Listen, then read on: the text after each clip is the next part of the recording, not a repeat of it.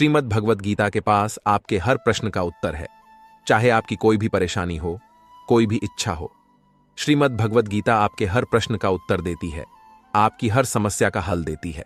चाहे वह परेशानी आपके मन की हो, धन की हो, या आपके शरीर की हो, या आपके रिश्तों की हो, आपको अपनी हर समस्या का उत्तर श्रीमद् भगवद गीता में जरूर मिलेगा। श्री भगवद गीता साक्षात भगवान की दिव्य वाणी है। इसकी महिमा अपार है, अपरिमित है।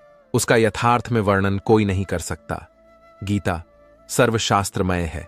इसे सारे शास्त्रों का खजाना कहा जाता है। आज हम श्रीमद् भगवद गीता के अनमोल उपदेश आपको बताएंगे, जो आपकी पूरी जिंदगी बदल देंगे। बस आप इन बातों को वीडियो के अंत तक ध्यान से सुनिए। जो भी व्यक्ति इस वीडियो को अंत तक सुनेगा, उसे अपनी जिंदगी की हर परेशानी का हल अवश्य मिलेगा। उसे अपनी जिंदगी में जो कुछ भी चाहिए वह उसे जरूर मिलेगा। श्रीमद् भागवत गीता का पहला उपदेश यही है कि कोई अगर आपका अपना है या कोई आपसे बड़ा है, तो उसका अपने प्रति गलत व्यवहार कभी भी सहन नहीं करना चाहिए। गीता का यह उपदेश हमारी जिंदगी से भी जुड़ा है। हम भी अपने मन की अधिकतर तकलीफों को यह सोचकर जिंदगी भर सहते रहते हैं कि यह तो मेरा अपना है, यह तो मेरा बड़ा है, इसको हम कैसे कुछ कह सकते हैं। हम अगर नहीं सहेंगे, कुछ कह देंगे तो हमारे रिश्ते ही खराब हो जाएंगे, हमारे रिश्ते ही समाप्त हो जाएंगे। पर सोचने की बात यह है कि उस व्यक्ति को आप अपना कैसे मान सकते हैं जो आपकी तकलीफों की वजह हो। अपना तो वह होता है जो हमारी तकलीफों को दूर कर दे। गीता का यह उपदेश है, किसी को भी अपना फायदा मत उठाने दो, किसी को भी खुद पर जुल्म मत करने दो, क्योंकि आप जितना सहे लोग आपको उतना सहने के लिए और मजबूर करेंगे।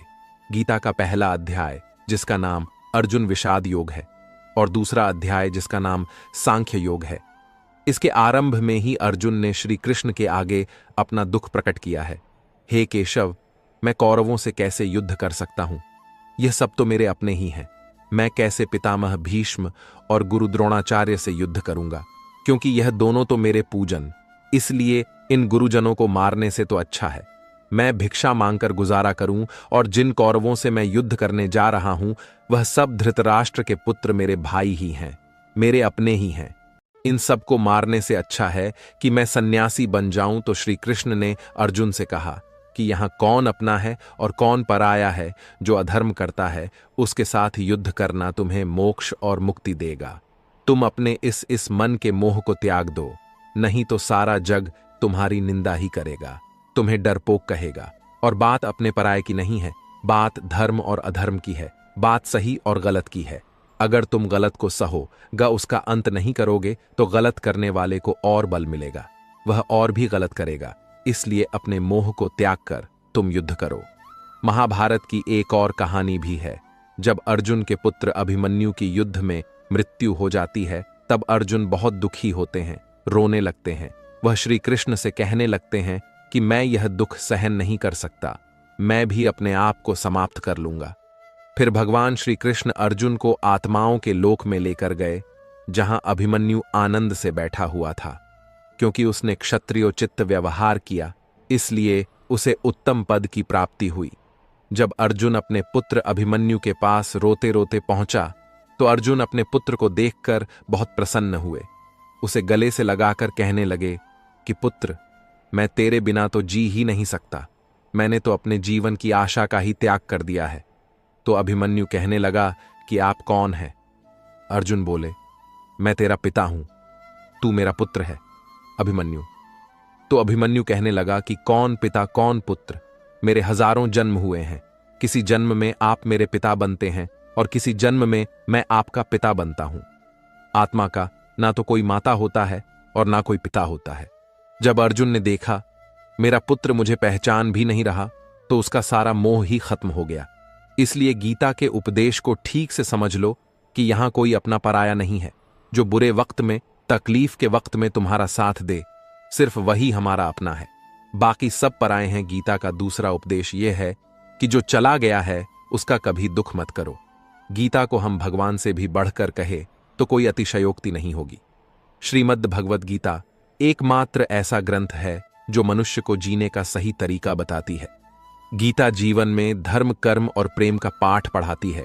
श्रीमद् भगवद गीता का ज्ञान मानव जीवन और जीवन के बाद का जीवन दोनों उपयोगी माना गया है। इसलिए गीता के विचारों को आप हर रोज रात में सोने से पहले जरूर सुने। दीपक का जीवन इसलिए वंदनीय नहीं है कि वह जलता है, बल्कि इसलिए वंदनीय है कि वह दूसरों के लिए जलता है, दूसरों से नहीं जलता। हमारी आस्था की परीक्षा तब होती है जब हम जो चाहे वह ना मिले और फिर भी हमारे दिल से प्रभु के लिए शुक्रिया ही निकले। अगर सही मायने में आप अपना जीवन बदलना चाहते हो तो सबसे पहले आपको अपना मन बदलने के लिए तैयार रहना पड़ता है, क्योंकि जैसा आपका मन रहेगा वैसे ही आपके विचार होंगे, और जैसे आपके के विचार होंगे वैसे ही आपका जीवन होगा। नीच विचार रखोगे तो नीच बन जाओगे, अच्छे विचार रखोगे तो ऊंचाई पर जाओगे। विश्वास किसी पर इतना करो कि वह तुम्हारे साथ झल करते समय खुद को दोषी समझे, और प्रेम किसी से इतना करो कि उसके मन में सदैव तुम्हें खोने का डर बना रहे। भगवान श्री कृष्ण कहते हैं, व्यक्ति को सदैव बुराई से बचकर रहना चाहिए। अगर कोई बुरा कर्म करता है तो वह कर्म उसको अपने जीवन में ना ही पड़ता है। जिस प्रकार सैकड़ों गायों के बीच बछड़ा अपनी मां को खोज लेता है, ठीक उसी प्रकार कर्म का फल आपको हजारों की भीड़ में भी खोज लेगा। माधव कहते हैं, किसी जीव को कष्ट देकर आप मुझे खुश नहीं देख सकते हो। श्री कृष्ण जगत के स्वामी हैं, वह कण कण में निवास करते हैं। छोटे से छोटे जीव के हृदय में ईश्वर का वास होता है। किसी जीव को कष्ट का अनुभव होना ईश्वर को कष्ट का अनुभव कराता है। इसीलिए किसी भी जीव को कष्ट देना ईश्वर को कष्ट देने के समान है। मृत्यु एक अटल सत्य है जिसे कभी बदला नहीं जा सकता है। इस संसार का जब से निर्माण हुआ है तब से जन्म मृत्यु का चक्र चलता आ रहा है। जिस प्रकार मनुष्य अपने पुराने वस्त्रों को त्याग कर नए वस्त्र धारण करता है, ठीक उसी प्रकार आत्मा पुराने व्यर्थ शरीर को त्याग कर नए शरीर को धारण करती है। यह प्रकृति का नियम है। इस सत्य को स्वीकार करके भयमुक्त होकर आज में जीना चाहिए। ज्ञानी व्यक्ति ना तो मरने वाले का शोक करते हैं और ना ही उनका शोक करते हैं जो अभी जिंदा है, क्योंकि वह जानते हैं जो मर गया वह फिर से जन्म लेगा और जो जिंदा है वह एक दिन जरूर मरेगा। केवल ज्ञान ही एक ऐसा अक्षय तत्व है जो कहीं भी, किसी भी अवस्था में और किसी भी काल में मनुष्य का साथ नहीं छोड़ता। धरती पर जिस प्रकार मौसम में बदलाव आता है, ठीक उसी प्रकार जीवन में भी सुख दुख आता जाता रहता है। युद्ध हो या जीवन सफलता केवल 3 शस्त्रों से प्राप्त होती है: धर्म, धैर्य और साहस। कोई भी मनुष्य जन्म से नहीं बल्कि अपने कर्मों से महान बनता है। कुछ पाना है तो खुद पर भरोसा कीजिए, क्योंकि सहारे कितने भी सच्चे और अच्छे हों, साथ छोड़ ही जाते हैं। मित्र गरीब है या अमीर मायने नहीं रखता, बल्कि वह आपके बुरे समय में आपका साथ कितना देता है या मायने रखता है। धर्म चाहे जो भी हो, अच्छे इंसान बनो, हिसाब तुम्हारे कर्म का होगा, धर्म का नहीं। खुशी के लिए काम करोगे तो खुशी नहीं मिलेगी, लेकिन खुश होकर काम करोगे तो जरूर मिलेगी। जब आप दूसरों के लिए अच्छा चाहते हैं तो वही अच्छी चीजें आपके जीवन में वापस आती हैं। यही प्रकृति का नियम है। आपका मूल्य इससे तय नहीं होता कि आप क्या हैं, यह इससे तय होता है कि आप खुद को क्या बनाने की क्षमता रखते हैं। हंसता हुआ मन और हंसता हुआ चेहरा, यही सच्ची संपत्ति है। मनुष्य हमेशा अपने भाग्य को कोसता है, यह जानते हुए भी कि भाग्य से भी ऊंचे हमारे कर्म हैं। कभी कभी लगता है कि अच्छे कार्य करते रहने से उसका फल अच्छा नहीं मिलता और भगवान सारे दुख हमारी ही झोली में डाल देता है, लेकिन ऐसा नहीं है। कभी भी जब पुण्य कार्य करें तो उसको ईश्वर पर समर्पित कर दें और मन में किसी भी तरह का भाव ना रखें। संसार में सब कुछ अंतवसन है, इसलिए पाप और पुण्य भी अंतवसन को प्राप्त होता है। लेकिन पाप और पुण्य में थोड़ा अंतर यह है कि पुण्य का फल यदि हम नहीं चाहते तो उस फल को अस्वीकार करने के लिए स्वतंत्र हैं। इसलिए जो भी हम सत्कर्म करते हैं अंत में प्रभु को समर्पित कर देते हैं। लेकिन यह सवाल उठता है कि क्या भगवान स्वीकार करेंगे? निश्चित स्वीकार करेंगे, क्योंकि भगवान ने स्वयं गीता में अर्जुन से कहा है, हे कुंती पुत्र, तुम जो भी करते हो, जो भी खाते हो, पवित्र यज्ञ अग्नि में जो आहुति डालते हो, जो भी दान देते हो, जो भी तपस्या करते हो, वह सब मुझे अर्पित करते हुए करो। इसलिए जो भी कर्म करें भगवान को समर्पित करने के भाव से करें। इस प्रकार हम जो भी पुण्य कर्म करेंगे ईश्वर को साथ रखकर समष्टि के कल्याण की भावना से करेंगे और उसे ईश्वर को समर्पित भी कर देंगे। ताकि उस पुण्य का भी अभिमान ना हो। देखो, पाप लोहे की जंजीर है तो पुण्य सोने की बंधन दोनों में है। लोहे की जंजीर से छूटने का आदमी को मन भी करता है, लेकिन सोने की जंजीर से जो बंधा हुआ हो उसको वह बंधन प्यारा लगने लगता है। उसमें उसको धन नजर आता है, उससे छूटने का मन नहीं करता। गीता में श्री कृष्ण ने कहा है कि पुण्य कर्म मुझे समर्पित कर दे, मुझे अर्पण कर दे, नहीं तो उसके बंधन में बंध होगे। लेकिन जहां तक पाप कर्म की बात है तो कहा गया है कि वह भोगना ही पड़ता है। रामचरितमानस में निषाद राजगुह को राम जी का प्रेम यानी भक्ति मिली। भगवान राम गंगा पार कराने पर जब केवट को उतराई देने लगे तो उसने विनयपूर्वक उसे स्वीकार करने से इनकार कर दिया। तो क्या खाली हाथ लौटाया उसे? नहीं। तब भगवान ने केवट को विमल भक्ति का वरदान देकर अनुग्रहित किया। भक्ति एक ऐसी चीज है जो पुरुषार्थ से प्राप्त नहीं होती, जिस पर ईश्वर कृपा करते हैं उसी को प्राप्त होती है। स्वयं महादेव भी रामचरितमानस में भक्ति की ही याचना करते हुए कहते हैं, बार बार बर मागू हर्ष देहु श्रीरंग पद सरोज, अनुपा भगति सदा सत्संग। भक्ति ऐसी है कि परमात्मा जिस पर प्रसन्न होते हैं वह जिसको देना चाहते हैं उसी को मिलती है। गुजराती साहित्य के आदि कवि नरसिंह मेहता ने तो गाया है, भूतल भक्ति पदार्थ मोटू ब्रह्म लोकमान नाही रे। ऐसा अद्भुत मूल्यवान पदार्थ जिसको कहते हैं प्रेम पदार्थ, वह भक्ति है। मैं तो कहता हूं कि जैसे आप अपने देश की करेंसी किसी अन्य देश की करेंसी से कन्वर्ट करा लेते हैं, उसी प्रकार पुण्य कन्वर्ट करा लें। प्रभु प्रेम में एक दर्पण अपनी काबिलियत कभी नहीं बदलता, फिर चाहे वह 2 टुकड़ों में विभाजित हो या 1000 टुकड़ों में। इसलिए अपने असली बर्ताव को कभी नहीं बदले, चाहे कैसी भी परिस्थिति क्यों ना हो। जब परिस्थितियां हमारे वश में ना हो तब मन की स्थिति बदल के देखिए।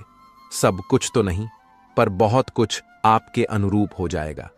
पेड़ के नीचे रखी भगवान की टूटी मूर्ति को देखकर समझ आया कि परिस्थिति चाहे कैसी भी हो, पर कभी खुद को टूटने नहीं देना, वरना यह दुनिया जब टूटने पर भगवान को घर से निकाल सकती है तो फिर हमारी तो औकात ही क्या है।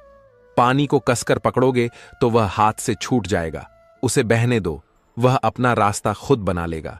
कभी कभी जब परिस्थितियां समझ में ना आए तो जो कुछ जीवन में घटित हो रहा है उसे शांत भाव व तटस्थ होकर बस देखना चाहिए। समय आने पर जीवन अपना मार्ग खुद बना लेगा। कठिन परिस्थिति में ही दिमाग को शांत करने की जरूरत पड़ती है, उस समय सारा माहौल विपरीत होता है।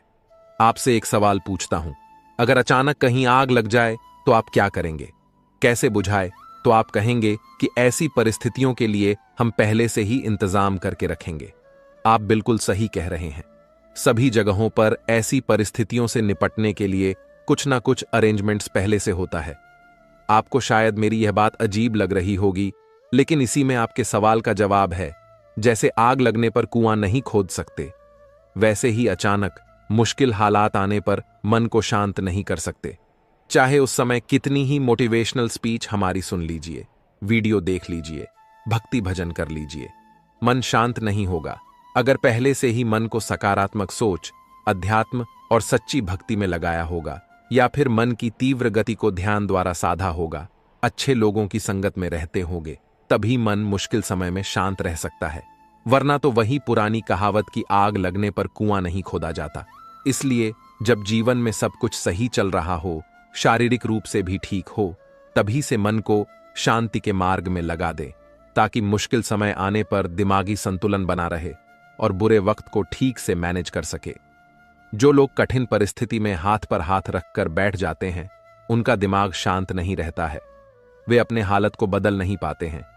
काम करने से बुरे विचार दिमाग में नहीं आते हैं, बल्कि आप काम करने के फलस्वरूप कुछ पाते हैं। यदि यह बुरा हुआ तो अनुभव मिलता है, वरना सफलता के दर्शन होते देर नहीं लगती है। जब हालत विपरीत हो तब आप लंबी गहरी सांस लेने की कोशिश करें। आपका सारा ध्यान आसपास की बुरी बातों से सिमटकर सांसों पर केंद्रित हो जाएगा। आप सिप सिप करके पानी पीने की कोशिश करें। आप खाली ना रहे, कोई मनपसंद काम करें। खाली दिमाग शैतान का घर होता है।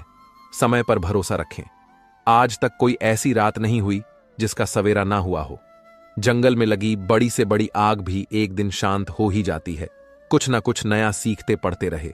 यह इन परिस्थितियों के उपहार स्वरूप आपको हमेशा याद रहेगा।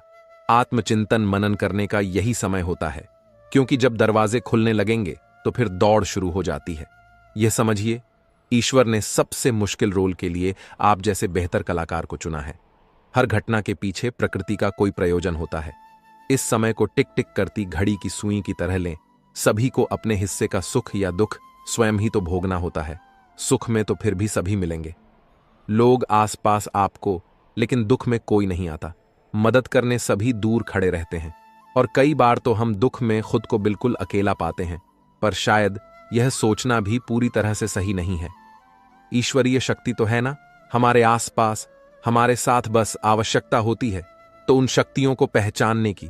बस एक बार कुछ फुर्सत के पल निकालकर उन्हें दिल से याद तो कीजिए, वे अवश्य आते हैं हमारी मदद करने। जब दुखों से हार जाओ तो घबराने से कुछ नहीं होगा। तुम्हारा जीवन इतना संघर्ष भरा क्यों हुआ, जरा यह तो सोचो। लोग तो यह भी कहते हैं अगले पिछले कर्म ऐसे होंगे तभी तो इतना दुख मिला है। नहीं पगले, बिल्कुल नहीं, बल्कि तुम इस कार्य के लिए चुने गए हो। उस प्रभु के द्वारा तुम में इतनी क्षमता है कि तुम सहन कर सकते हर कष्ट, हर दर्द, विपरीत परिस्थितियों में भी जो न टूटे, खरा सोना बनकर निकले। ऐसे हो तुम। कई बार हम सोचते हैं बस बहुत हुआ, अब नहीं होगा। कुछ हमसे तो सोचो, क्या किसी ने कहा है तुमसे यह सब सहन करने के लिए नहीं? न जीते तो सभी हैं और एक दिन चले भी जाते हैं इस दुनिया से। तो क्या ऐसा जीवन भी कोई जीवन है? जब तक कि कोई संघर्ष ना हो, आपको अपने विचारों पर नियंत्रण रखने की जरूरत नहीं है। आपको बस उन्हें अपने ऊपर नियंत्रण करने देना बंद करना होगा। एक व्यक्ति शांत मन के जितना करीब आता है, वह मजबूती के उतना ही करीब होता है। मन पानी की तरह है, जब यह अशांत होता है तो देखना मुश्किल हो जाता है। जब यह शांत होता है तो सब कुछ स्पष्ट हो जाता है। अपनी आंखें बंद करें, कुछ देर के लिए अपना दिमाग बंद करें, क्योंकि वहां एक शांत भूमि है जो आपकी उपस्थिति का इंतजार कर रही है। कभी कभी समुद्र के शांत होने की प्रतीक्षा करने का समय नहीं होता है। यदि आपको अपने लक्ष्य तक पहुंचना है तो अपनी यात्रा शुरू करें और तूफान को अपना रास्ता बनने दें। धैर्य प्रतीक्षा करने की क्षमता नहीं है। धैर्य का अर्थ है शांत रहना, चाहे कुछ भी हो जाए। इसे सकारात्मक विकास के अवसरों में बदलने के लिए लगातार कार्रवाई करना और यह विश्वास रखना कि जब आप प्रतीक्षा कर रहे हो तो अंत में सब कुछ ठीक हो जाएगा। जब आप आंतरिक शांति का अनुभव करते हैं तो आप स्वीकार करते हैं कि आप कौन हैं। आपकी ताकतें, खामियां, इच्छाएं, सपने, वह सब कुछ जो आपको विशिष्ट रूप से आप बनाता है। आप अपने आसपास की दुनिया और सामने आ रही स्थितियों को अधिक स्वीकार करने का अनुभव करते हैं, जिससे चिंता और तनाव का आप पर कम नकारात्मक प्रभाव पड़ता है।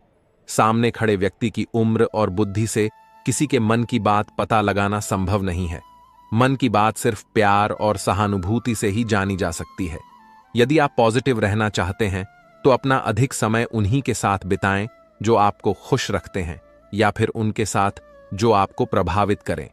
हारा हुआ खेल दोबारा तो खेला जा सकता है, लेकिन एक बार जो मन से हार गया वह कभी जीत नहीं सकता। सफलता की राह प्रत्यक्ष तौर पर कहीं नहीं होती, बल्कि वह आपके मन में होती है। अगर आपने अपने मन को जीत के लिए तैयार कर लिया तो कोई और आपको नहीं हरा सकता। आप जीवन में अकेले नहीं चलते। कभी कभी जब आप चीजों से निपट हैं तो ऐसे लोग होते हैं जो आपके साथ होते हैं, और फिर ऐसे लोग भी होते हैं जो केवल यह देखते हैं कि आप चीजों से कैसे निपट रहे हैं। किसी भी स्थिति में आपको खुद पर नियंत्रण रखना चाहिए और किसी भी तरह के लोगों के साथ अच्छे संबंध बनाने चाहिए। इसलिए शांत और निर्मल आभा बनाए रखें और आपके लिए चीजों से निपटना आसान हो जाएगा। यदि आपका मन शांत है तो विश्वास करें, आप इस दुनिया में कुछ भी जीत सकते हैं। ऐसा इसलिए है क्योंकि आप अपने कर्मों का उपयोग करने में सक्षम होंगे और चमत्कार के अलावा कुछ नहीं देंगे, और दुनिया आश्चर्य के सामने झुकती है। कोई किसी के दुख का कारण नहीं होता। यह तो अपने ही कर्म होते हैं जिसकी वजह से दुख उठाने पड़ते हैं। आज कौन सुखी नहीं होना चाहता, परंतु वह इसके लिए जो कर्म कर रहा है उसमें सुख है ही नहीं, तो मिलेगा कहां से? कर्म प्रधान विश्व करी राखा, जो जस करी सो तस फल खा। हम आज जो कुछ कर रहे हैं वह निष्फल नहीं होता, देर सवेर उसका फल अवश्य मिलता है। विज्ञान भी कहता है कि हर क्रिया की प्रतिक्रिया होती है। आग में यदि हाथ डाला जाए तो हाथ तुरंत जल जाता है, परंतु एक वृक्ष का बीज आज बोया गया तो उसमें फील आने में कई वर्ष लग जाएंगे, पर फल मिलेगा अवश्य। शुभ कर्म का फल शुभ और अशुभ का अशुभ होना ही है। आज हम जो कुछ हैं वह पिछले कर्मों का देन है। इसी को प्रारब्ध कहते हैं। प्रारब्ध के बाद पुरुषार्थ बहुत महत्वपूर्ण है। हम जो कुछ बनना चाहते हैं या जिस क्षेत्र में आगे बढ़ना चाहते हैं उसमें अपने पुरुषार्थ की महत्वपूर्ण भूमिका होती है। साथ ही साथ ईश्वरीय कृपा, ईश्वर अनुकूल या प्रतिकूल परिस्थितियां देता है। उन परिस्थितियों से अपनी बुद्धि और सामर्थ्य के बल पर निपटना तो आपको ही होगा। दैवीय शक्तियां पुरुषार्थ वालों की ही मददगार होती हैं, निठल्ले आलसी और लोगों की नहीं। गीता में भगवान कृष्ण ने योग क्षेम मगा है। भगवान पर पूर्ण रूप से आश्रित होकर देखिए। श्रद्धा और विश्वास के साथ भगवान से निकटता बढ़ाने पर वे सब जिम्मेदारी स्वयं वहन करते हैं। जीवन यापन की सारी वस्तुएं भगवान द्वारा प्रदत्त हैं, पर आलसी कामचोर उसे नहीं पा सकता। मनुष्य को ईश्वर ने असीमित शक्ति दी है, बुद्धि और पुरुषार्थ दिया है, जिसके बल पर क्या हासिल नहीं किया जा सकता। भय और अतृप्त वासना ही समस्त दुखों की जड़ है। जीवन भर मनुष्य जीविका के प्रपंच में उलझा रहता है। मैं और मेरा, तू और तेरा का जाल बुनकर स्वयं उसी में उलझा हुआ अनेकों प्रकार के अनैतिक कर्मों में लगा रहता है। भविष्य के भय को सोचकर अपना वर्तमान भी बिगाड़ लेता है और श्रेय मार्ग को छोड़कर प्रेय मार्ग का अनुगामी हो जाता है, जिसमें दुख के सिवा कुछ है ही नहीं। इस मार्ग पर चलने वाले लोग जीवन की सत्यता, मृत्यु को भी नकारने लगते हैं और भविष्य के लिए नैतिक अनैतिक तरीका अपना कर संग्रह में लगे रहते हैं। लोभ, मोह और स्वार्थ से ऊपर उठे बिना सच्चे सुख की कल्पना नहीं की जा सकती। सच्चा सुख तो त्याग की राह पर चलकर पाया जा सकता है। हमारा सनातन धर्म भौतिक सुख के उपभोग को बुरा नहीं मानता, पर इसका आधार धर्म होना चाहिए। धर्म का आचरण करने से छल, कपट, ईर्ष्या जैसे अनैतिक कर्म में मनुष्य लिप्त नहीं होगा और मेहनत से जो कमाया है उसी को हरी इच्छा समझकर संतोष करेगा। संतोष से परम सुख की प्राप्ति होगी। क्रोध, लोभ, मोह सभी दुख देने वाले हैं। इनसे हमेशा बचना चाहिए, अन्यथा सुख शांति दूर भागेगी। त्याग और परहित से बढ़कर कोई सुख नहीं है। इसे यथासंभव अपने आचरण में लाना चाहिए। कभी किसी अंधे को सड़क पार कराकर, किसी प्यासे को पानी पिलाकर देखिए। लोगों से मधुर व्यवहार करके देखिए। इसमें आपका कोई पैसा खर्च नहीं होगा, पर अतुलनीय सुख की प्राप्ति होगी। विश्वास करना सीखिए। विश्वास कीजिए कि सारी सृष्टि को रचने वाला परमेश्वर है और हम सभी उसकी संतान हैं। विश्वास किसी तर्क की कसौटी पर नहीं कसा जा सकता। अतः सभी में, चाहे वह इंसान हो, पशु पक्षी हो या पेड़ पौधे हो, सब में ईश्वर का वास मानकर घृणा को त्याग कर प्रेम करना सीखिए। यही सतत सुख शांति की राह है। घर में छोटे मोटे मनमुटाव तो चलते रहते हैं, पर यह कलह के कारण बनकर दुखदायी भी हो जाते हैं। इसका मुख्य कारण है कि हम अध आकार की गांठ तो मजबूती से बांध लेते हैं, पर कर्तव्य की पूरी तरह उपेक्षा करते हैं। अपना कर्तव्य भली भांति निभाते हुए यदि दूसरों की बातों पर गौर पूर्वक विचार किया जाए तो निश्चित लगेगा कि मनमुटाव के अनेक कारण बेसिर पैर के बेतुके ही थे। अहम पालने के बजाय यदि कारणों की तरफ सोचा जाए तो मनमुटाव का प्रश्न ही नहीं होगा। सेवा लेने की बजाय सेवा देने का भाव आपकी खुशी कई गुना बढ़ा देगा। प्रेम और मधुर व्यवहार से मनुष्य क्या पशु पक्षी भी अपने बन जाते हैं। जीवन का मार्ग टेढ़ा मेंढा कांटों से भरा है। जीवन कोई फूलों की सेज नहीं है जो आसानी से पार हो जाए। हमें इसी उतार चढ़ाव के जीवन में स्वयं को कैसे आगे बढ़ाना है, यही विचारणीय है। परिस्थितियां तो आपको हंसाएगी भी और रुलाएगी भी, पर अपने संतुलन को नहीं खोना। हर स्थिति परिस्थिति का सामना करते हुए चलते चले जाओ। भगवान कृष्ण ने गीता में यही उपदेश दिए हैं कि विपरीत परिस्थितियों में भी संतुलन बनाकर जीवन के मार्ग पर कैसे बढ़ते जाना है। पहली बात तो यही कि अपने नियमों में दृढ़ बनिए, अनुशासन का पालन कीजिए और छोटी छोटी बातों में उलझकर समय व्यर्थ नहीं करना। यह समझिए कि जीवन बहुत मूल्यवान है। जो समय निकल गया वह लौट कर नहीं आ सकता, इसलिए व्यर्थ की बातों में अपना समय और शक्ति ना बर्बाद करें। अपने जीवन का कोई एक लक्ष्य निर्धारित कीजिए, क्योंकि लक्ष्यहीन जीवन का कोई मूल्य नहीं। जब आपके सामने कोई लक्ष्य होता है तो व्यक्ति को दिशा भी मिलती है और कुछ करने का उत्साह भी। वैर भाव, ईर्ष्या, क्रोध या जब ऐसे दुर्गुण है जो आपकी प्रगति में बाधक है, इस सब से हमें दूर रहना है।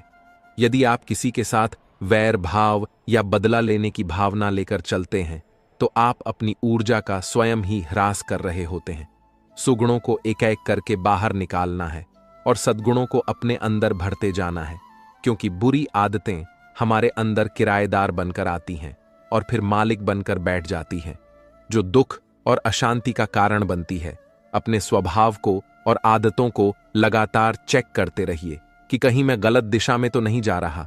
आत्मचिंतन ही एक ऐसा आईना है जो आपको आपकी बुराइयों से अवगत कराता है, क्योंकि किसी के कहने से आप नहीं मानेंगे। स्वयं का निरीक्षण करते रहिए और धीरे धीरे अपने व्यक्तित्व को निखते रहिए।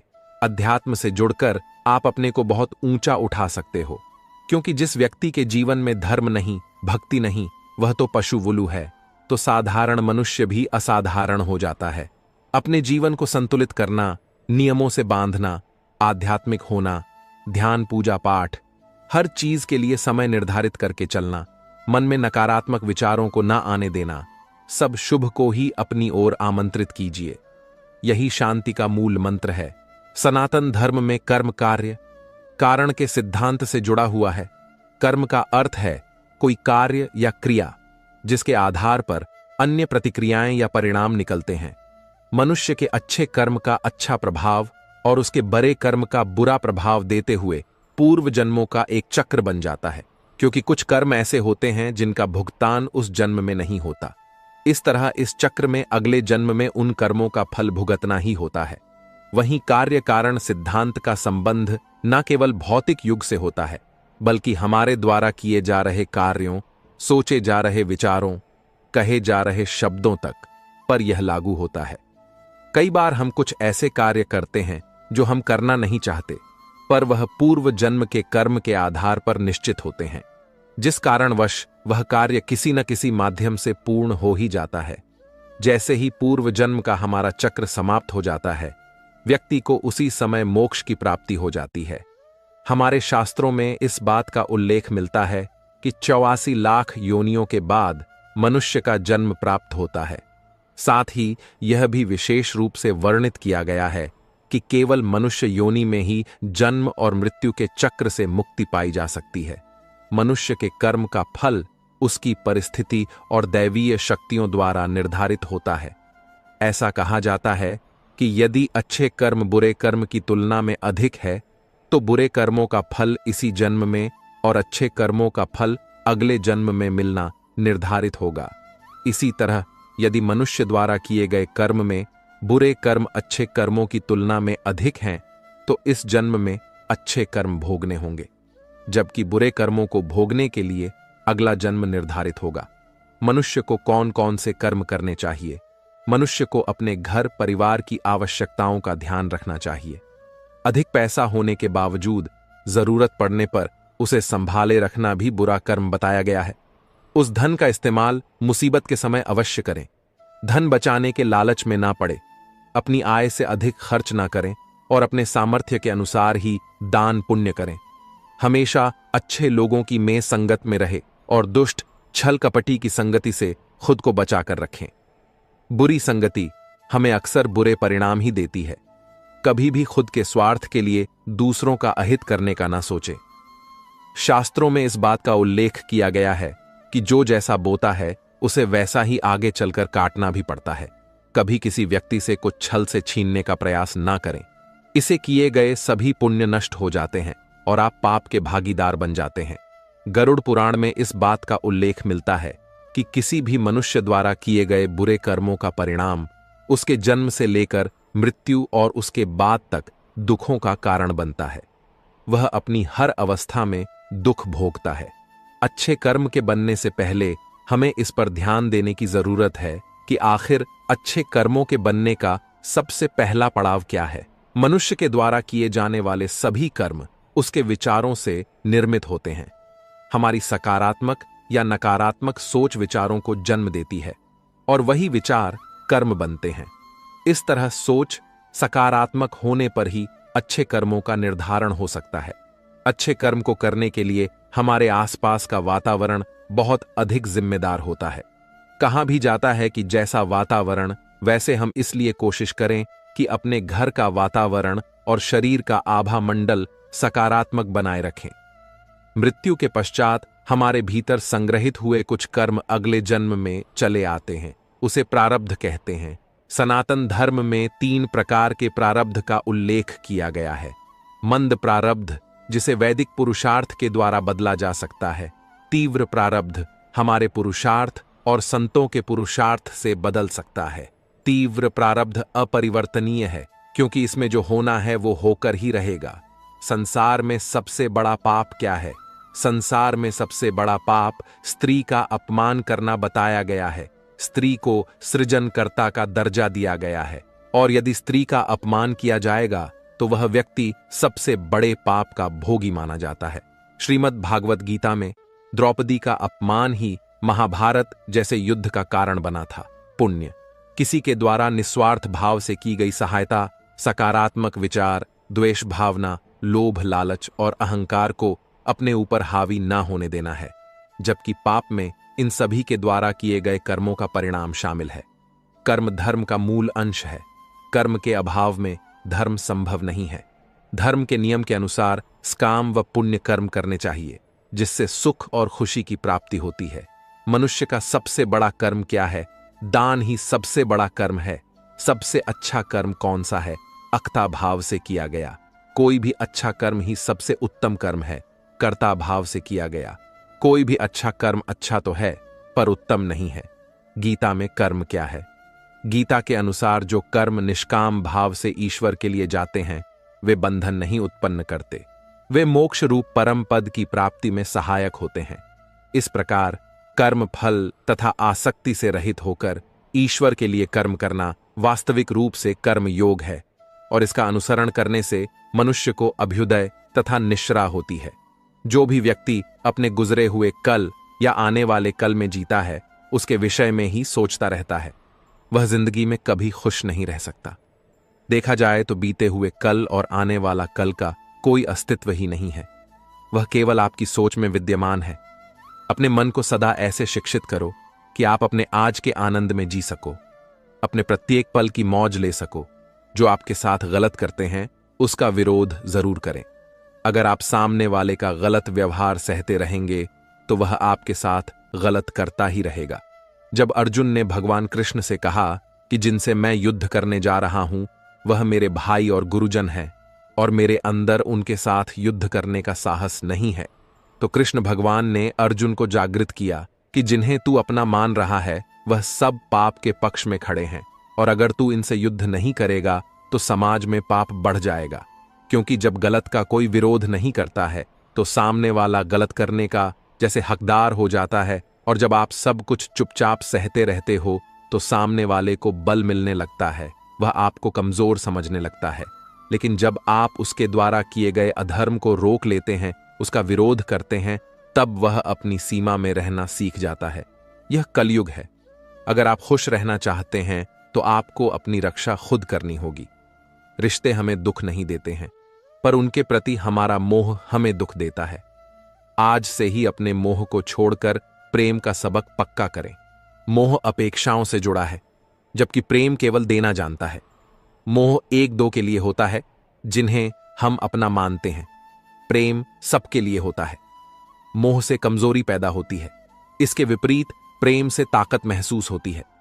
मोह में इंसान एक दूसरे को बांधने की कोशिश करता है, जबकि प्रेम एक दूसरे को फ्रीडम देता है। भगवत गीता हमें सिखाती है कि हमें सदैव अच्छे कर्म करने चाहिए। परमात्मा की प्रकृति में इंसाफ अवश्य होता है। आपके द्वारा किए गए अच्छे कर्म आपको मुश्किल वक्त में परेशानी से बचाते हैं।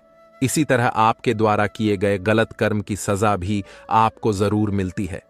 भगवत गीता में श्री कृष्ण ने अर्जुन को यही सिखाया है कि क्षत्रिय होने के नाते जो तेरा कर्तव्य है, जो तेरे लिए सही है, वही काम कर। दुनिया के लोग ज्ञान और अज्ञान दोनों से चलते हैं, इसलिए तू दुनिया का अनुसरण ना कर, बल्कि सत का अनुकरण कर। तेरा धर्म, तेरा कर्म यही है कि तू अधर्म का नाश कर और धर्म की रक्षा कर। ऐसे ही हर इंसान का अलग अलग कर्तव्य होता है। हम कभी भी कुछ भी इसलिए ना करें कि सब लोग यही करते हैं। अगर आप भी वही करोगे जो सारी भीड़ कर रही है तो आप उस भीड़ में कहीं खो जाओगे। लेकिन अगर आप विचार करके वह काम करोगे जो आपके लिए सही है, जिसकी आप में प्रतिभा है, तो सारी भीड़ में भी आप अलग नजर आओगे। इस बात का हम सदा विश्वास रखें कि जो चीज हमारी है वह कहीं ना कहीं से हमारे पास अवश्य पहुंच जाएगी। और जिंदगी में जो कुछ भी आपको हासिल नहीं हुआ है उसका पछतावा करना और उसके लिए रोना छोड़ दे प्रयास करना मनुष्य के हाथ में है, पर उसका फल उसके हाथ में नहीं है। हम जीवन में किसी की मदद करें या ना करें, पर किसी का भी दिल हमारी वजह से ना दुखे। यह बात हमेशा हमें याद रहे। अगर हम किसी का भी दिल दुखाए तो हमें भी उसका दर्द अवश्य मिलेगा। जब हमारी वजह से किसी का दिल दुखता है तो हमें पता नहीं चलता, लेकिन जब हमारा दिल दुखता है तो हमें समझ में आता है। भगवत गीता हमें सिखाती है कि जो कुछ भी होता है अच्छे के लिए होता है। जो हो रहा है उसमें भी कोई भलाई अवश्य है, और जो होगा उसमें दृढ़ विश्वास रखें ही अच्छा ही होगा। कभी कभी हमारे जीवन में कुछ ऐसी परिस्थितियां आ जाती हैं कि हमारे अंदर यह ख्याल आता है कि मेरे साथ ही ऐसा क्यों हुआ, या मेरे साथ बहुत गलत हुआ।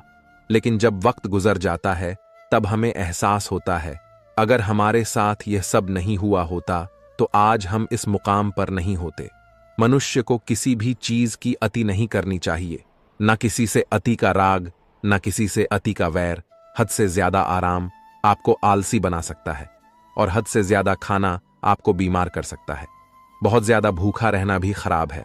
पूरी नींद, पूरा विश्राम, पूरा भोजन हर व्यक्ति के लिए जरूरी है। जीवन को सदा संतुलन के साथ जीना चाहिए, चाहे आपके पास कितनी भी शक्ति क्यों ना हो। लेकिन सत्य और ईश्वर जिसके साथ खड़े हो जाएं, उसे दुनिया की कोई भी ताकत नहीं हरा सकती। अर्जुन धर्म युद्ध लड़ रहे थे। भगवान कृष्ण उनके साथ थे और उनकी जीत निश्चित थी। महाभारत के युद्ध में यह उदाहरण स्पष्ट नजर आता है। मनुष्य को सदा धर्म के मार्ग का अनुसरण करना चाहिए। अर्जुन युद्ध नहीं करना चाहता था क्योंकि सामने उसके पितामह और गुरुजन थे, लेकिन श्री कृष्ण ने उसे ज्ञान दिया कि यहां पर बात तेरे अधिकारों की है। भरी सभा में द्रौपदी के साथ किया गया अपमान पांडवों के साथ हुआ अधर्म। सहने योग्य बात नहीं है। जैसे हमें गलत करना नहीं चाहिए, ऐसे ही गलत सहना भी बड़ा पाप है, फिर चाहे वह अपना ही क्यों ना हो। जो भी व्यक्ति श्रीमद् भगवद गीता से मिलने वाली इन सीखों का मनन चिंतन करेगा, इनके महत्व को समझेगा, वह जिंदगी की हर परिस्थिति को स्थिरता के साथ पार कर पाएगा।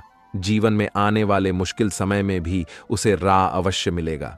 जब समय विपरीत हो तब शांत रहना ही सही होता है। अशांति तभी आती है जब सब कुछ आपकी इच्छा अनुसार नहीं होता है, अथवा कुछ भी आपके हिसाब से नहीं होता है। शांत रहने के लिए आपको बहुत कुछ छोड़ना होगा।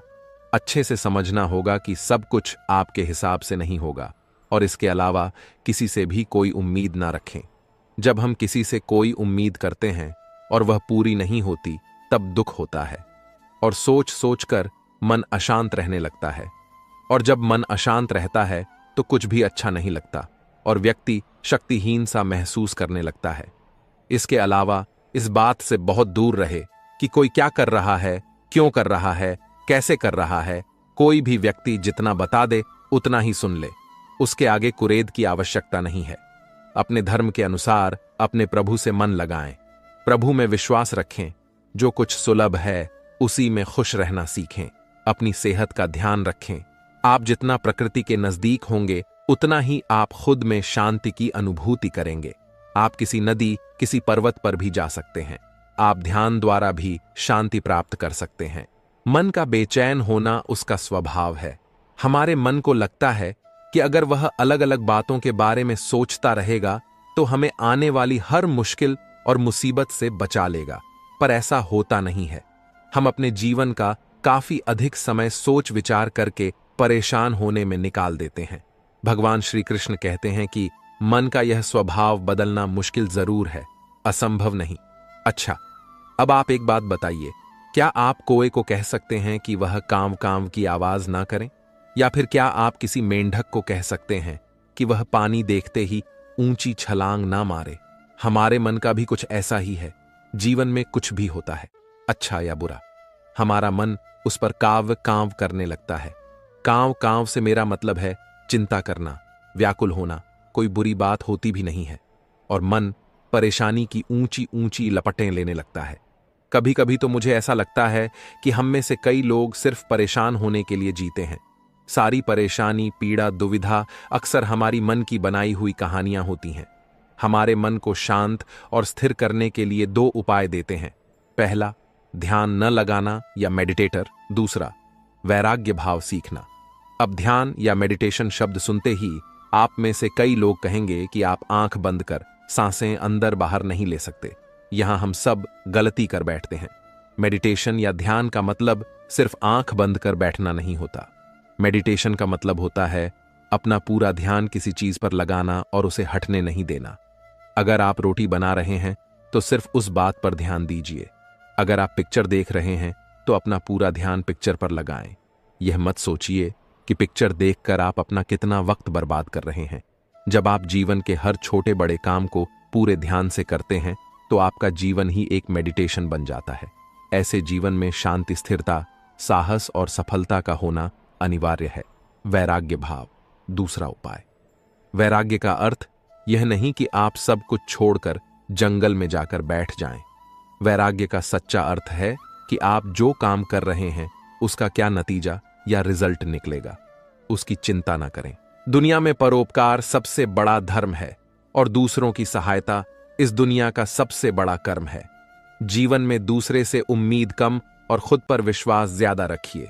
जिंदगी में बेशक हर मौके का फायदा उठाओ, मगर किसी के हालात और मजबूरी का नहीं। भीख और सीख ठोकर खाकर ही मिलती है। जीवन में किस्मत पर नहीं, अपनी मेहनत पर गुरूर होना चाहिए।